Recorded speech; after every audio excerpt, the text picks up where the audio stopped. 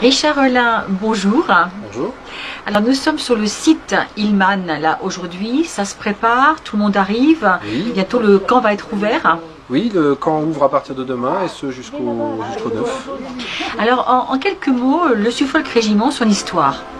Alors l'association a démarré en 1990, suite au don d'un blocos de Madame Leno pour remercier le régiment du Suffolk qui a libéré la commune. Nous avions en charge de de nettoyer et puis d'entretenir le mémorial et puis d'accueillir les vétérans pour les cérémonies du débarquement. Et puis quand on a vu le magnifique potentiel qu'il y avait sur le site, on s'est mis à déblayer un petit peu tous les blocos et maintenant ça fait 30 ans qu'on réaménage tous les blocos sur le site Hillman. Quand on vient ici, effectivement, c'est de l'herbe, on n'imagine pas tout ce qu'il y a en dessous.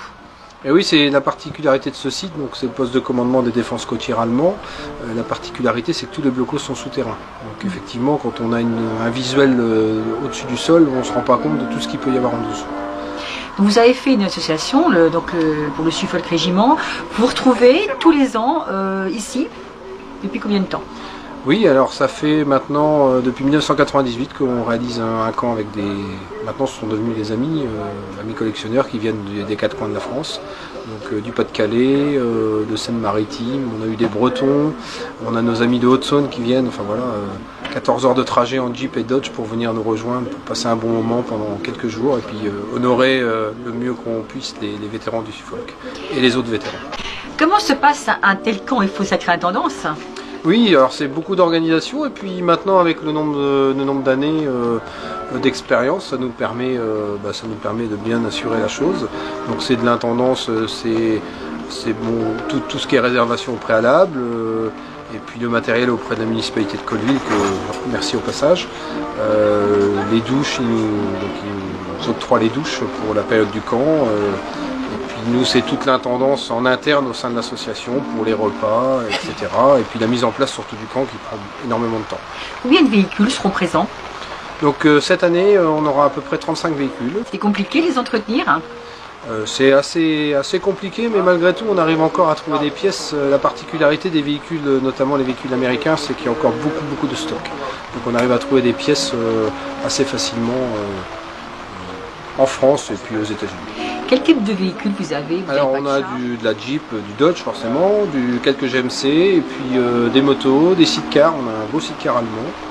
Voilà, on reste dans le classique. C'est vrai qu'on n'est pas sur du lourd comme on peut avoir sur les camps de Houma ou de Utah. Alors dimanche 9 juin, vous allez faire une parade donc en association avec le RA de Ouistreham. C'est bien aussi pour vous de faire une parade, de les faire rouler, de les montrer. C'est toujours intéressant et puis on aime bien parader et puis voir que les gens sortent pour nous accueillir et ça fait vraiment chaud au cœur. Tout le monde qui applaudit, les gens font l'effort de venir pour voir les véhicules et c'est vrai que ça fait vraiment plaisir.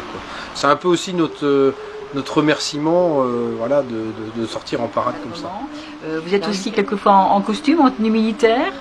Alors moi à titre personnel non, mais oui effectivement oui, tous nos amis collectionneurs sont tous habillés en tenue d'époque ou de reproduction, mais voilà.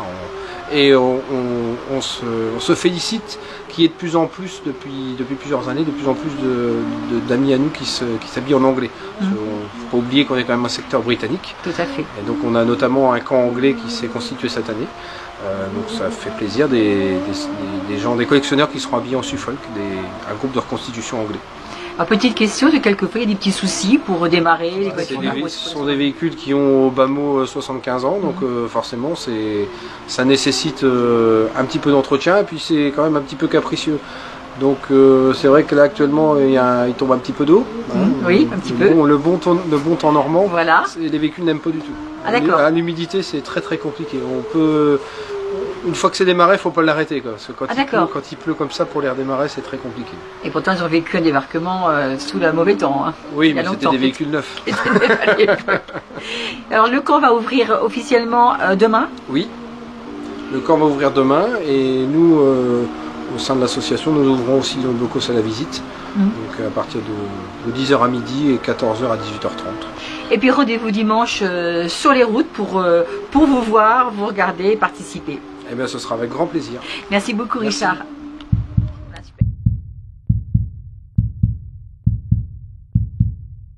Alors Jean-Alain, je suis toujours sur le site Hillman et là je viens sous une tente parce qu'il y a un magnifique sidecar. Alors l'histoire de ce sidecar.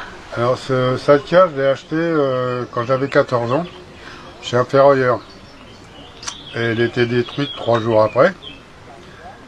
Donc comme je le connaissais, il m'a facilité pour que je puisse l'avoir, il l'a amené chez moi. J'ai démonté le moteur et puis bon, tout était usé. Et puis elle est restée de côté. Puis comme après, il y a eu la FFVE qui s'est créée. Donc en 2000, je l'ai refaite entièrement. Pour pouvoir avoir justement les papiers. Parce qu'avant, on ne pouvait pas rouler avec un véhicule qui venait de chez un ferrailleur. Puisque c'était des véhicules détruits. Donc je l'ai rééquipé. J'ai envoyé les photos à la FFVE et j'ai eu une carte grise. Et depuis, j'ai roulé avec. Et puis là, dernièrement, j'ai refait une peinture, mais peinture camouflage Normandie, l'armée allemande. Donc c'est un sidecar allemand. Ah oui, c'est une BMW R12. J'ai même les papiers, retrouvé les origines de ce véhicule. Parce que j'ai un ami allemand qui était directeur chez BMW. Il a réussi à m'avoir les papiers d'origine en donnant les numéros du cadre et du moteur. Et elle a été vendue, cette moto-là, la Wehrmacht, d'ailleurs la dernière année de fabrication en 41, en septembre 41.